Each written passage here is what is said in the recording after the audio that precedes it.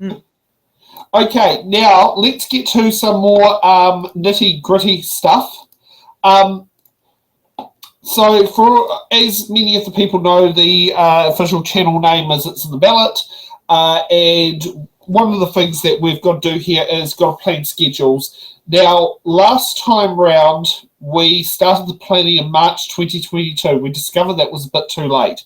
So we are doing the preliminary announcements. Now, these aren't set in stone. These could change, but these are the councils we've got desired to cover for the next local body elections. If we sit down there and look at, so I'm going to flip onto a map of New Zealand, and so we'll kick off with the first one.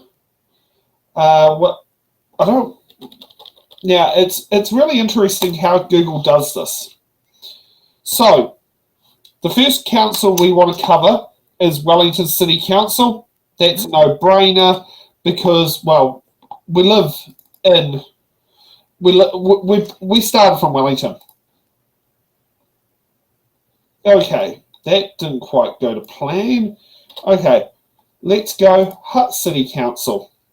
Oh, no. Okay, let's go to Lower Hutt. So next one will be Hutt City Council. Why does Google have to do that? I don't know. It's Google. It has to do it. Yeah, Wellington City Council was looking at 7 shows and 2 community board shows. So the 7 shows will be the 2-hour format. The community board shows will be a 1-hour special show format that we're going to be introducing for the 2025 local body elections. And the plan is for Nick Hollander is going to be the host. That's going to be his baby. Mm-hmm. We're going to be doing the Upper Hutt. What do you call it? The Upper Hutt something. Well, yeah, no, we didn't want quite zoom in on the council chambers. So the Upper Hutt City Council, was it one of the few councils in New Zealand that only have councillors at large, which makes things very interesting when it comes to things like multi-wards, because they don't have wards. Mm-hmm. So Kapiti Coast. Oh no, just a moment. Ended up doing the. So Kapiti Coast District Council, which is what we did there. So that is proposing to have 7 ward shows and 5 community board shows. Mm-hmm. So that's a bit coming out of there. Greater Wellington Regional Council, which now, great. Yeah, does this bring up? And as you can see, that takes up quite a fair bit of boundary there. The only problem is I'm not seeing this change on the screens that's shown up there, but that will have 7 wards, including a multi-ward for the next election. We're looking at doing South Wairarapa District Council, which will have 5 shows, so that would be plus 3 community boards. That will also include a multi-ward. Mm-hmm. We've got Carlton District Council, which only has councillors at large. Another town that only has councillors at large. So as you can sit there and see there, I mean, it's a bit of a mission. So that could be 2/3 shows. It depends how many people stand. I think they have on the council is 8 councillors and a mayor. For us to consider double debate territory would be as if there is 12 or more candidates standing. The other interesting thing is that council does have a history of electing their mayors elected unopposed, but that is not common. Because the last person who had that done was actually, ironically, Ron Mark in his first time as mayor. Mm-hmm. Now, the Masterton District Council. So that is looking at 4 shows because they have they have mayoral debate. There's a general ward, a multi-ward, and councils at large. Even that they all cover the same area. Now, if we head up the line and we'll cross into a new regional council boundary, we are looking at Kiwi country.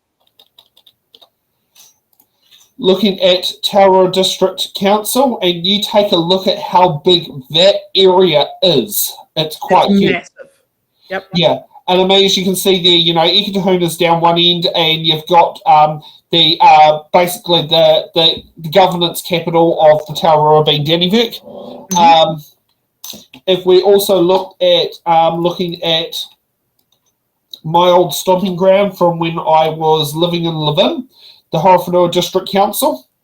So we're looking at that sort of thing. We did get asked in 2022 by Sam Jennings whether we'll do a show there, but that is as far as it went. But I think they were looking at the brilliant content that we were doing. But for 2022, we're only focusing on Wellington City basically Greater Wellington Regional Council. I mean, we hadn't taken the show, that was our big step then, but I mean, hey, we've taken around the country since then. We're looking at doing the Manawatu District Council, which would also be 4 shows because it's got a meal debate, a Fielding Ward, a Rural Ward, and a Māori Ward. We're looking at Palmerston North City Council. Now, that's actually quite an interesting one because in Palmerston North City, we might have our first triple debate ward because they have 13 councillors standing in their general ward, and last year they had over 30 candidates standing for office. Jeez. So you take a look, so that's Palmerston North. If we scroll down our list now, for Horizons Regional Council, now we're not sure what we're going to do for the areas outside of the areas that we got covered on the Horizons Regional.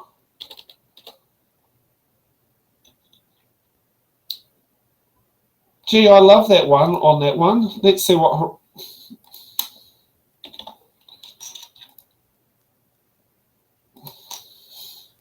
It's like where's Wally, but with councils.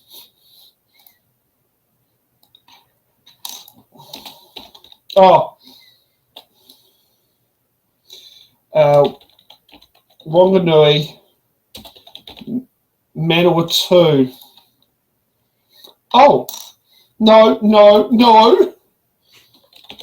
Google, no.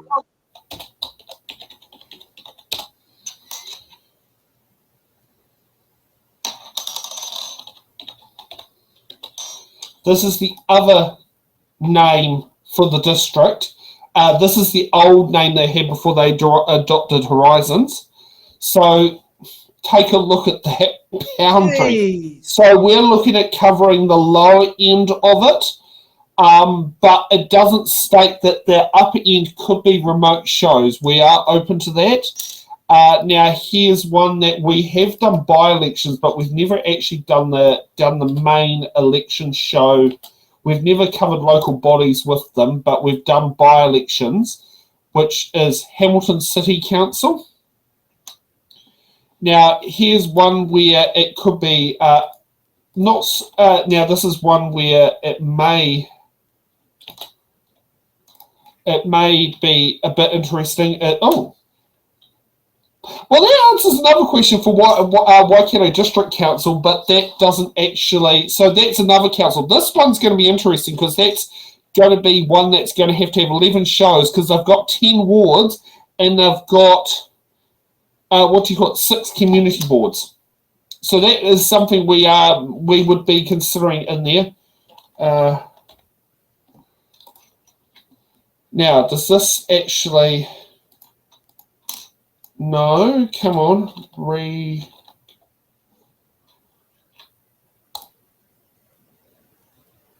Ugh.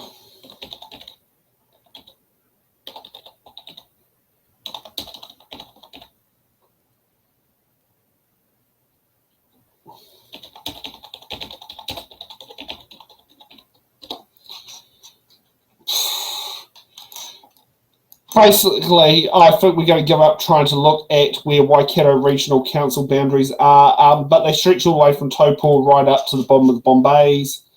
The Waipa District Council, so that's one doing in there since we have a reputation of going to Cambridge. Now, I got I found out the Matamata Piako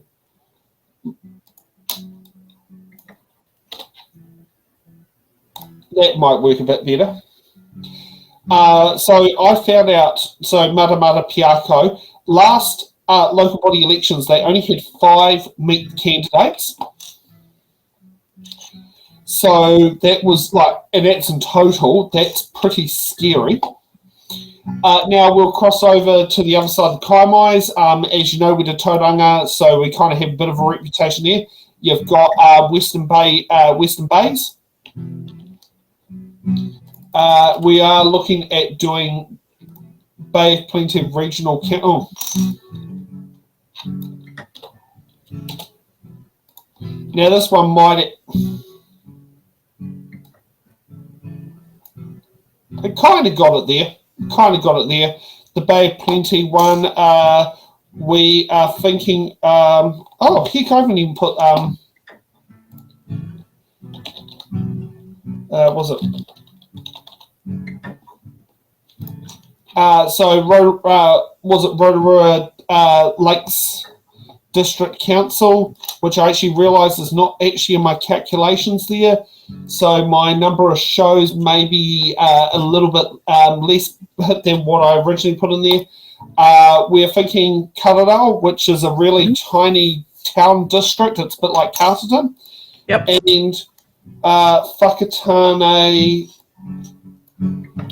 Whakatane District Council, which goes all the way there. And I never ever thought this, but it's in the ballot, could be coming to Murupara. Oh, there you go. Yeah, Murupara is a bit interesting of the location of that. So, yeah, it's it has the potential for the next local body elections. We could be having... yeah, my calculations was 119, but I haven't taken into account of the Rotorua ones, which could be looking at, but they could boost it to 128 shows, which is what could be over the 8-week period. So, yeah, and I'm not sure if Stacey wants to chime on in as the co-chair of It's in the Ballot Productions, but if she wants to flick on her camera and give her 2 cents worth, jump on in. She can tell her to shut up at any point. Yeah, well, she's been known for doing that in the middle shows before. Otherwise, I'll just keep playing Wonderwall. Yeah. So it is a bit of an ambitious task for the next local bodies. But, you know, when we get our planning in place, we could take the show across the North Island. There's Stacey. Hi, sorry, don't mind me in my dressing gown. But yeah, does that give a good visualization of potentially what could be on the cards? It's a lot of shows. It's a lot of work. Well, we do have more than one remote editor. We do have, and I'll probably say we've also got Ian as well. Yes. So we've probably actually got 3 people that can hold the remote editor's chair. Yeah. Have we told viewers about Second Team? Second Team? Yes. Is that trying to get a second team to jump in? Because I know that's 2026 was looking at having 2 teams. Yeah, but, okay. For some reason, I thought we'd discussed it for next year as well. But it might be 2 production teams in there, so it's not all of us doing it 7 days for 8 weeks. Yeah. But there, for STI No Auckland, I am not touching a unitary authority. It is a can of worms I don't want to touch. The show is based on a city council / district council / regional council format, and those councils that are in there, all of them are what we have experience in. Auckland Council is an absolute nightmare. It's got a lot of things wrong with it, and I don't want to add to what it is. And also, like, at the same time, one of the annoying things that will come out of Auckland Council is because they've got community boards, and the community boards are a lot more powerful than, say, a normal councils community board, along with their salaries, because like if you're on a community board on the Kapiti Coast, you'd be lucky if you get I think you get about $8,000 a year as your salary. Whereas if you're an Auckland Council community board member, your salary is about $50,000.